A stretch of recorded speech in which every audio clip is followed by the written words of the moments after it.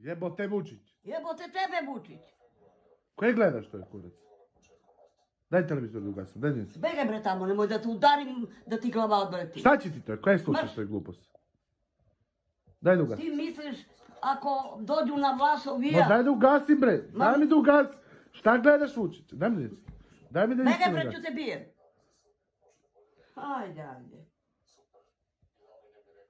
Koje slušaš bre samo nešto bez veze? Ma kako koje slušam? Koje Pa slušaš? ja sam svesna.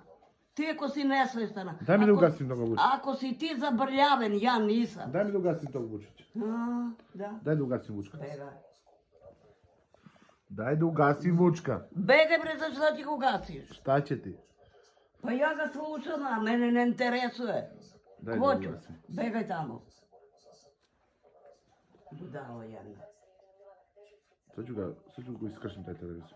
Ti ga iskršiš, kako da ne. Ne mogu da ga gledam na televizor. Begaj bre tamo. Ma čekaj, za koga si ti bre?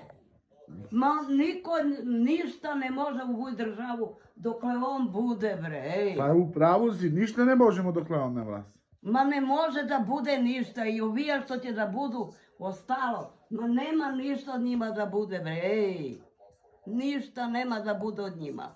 Ma to te samo zavaravaju. Ma ne me zavaravaju, ja znam sve, ja sam svesna toga sve. Ti si propala sa Svučka. Aha, propala sam, kako da ne. Budalo jedno. Mora, daj da ugasim, ne mogu ga gledam više.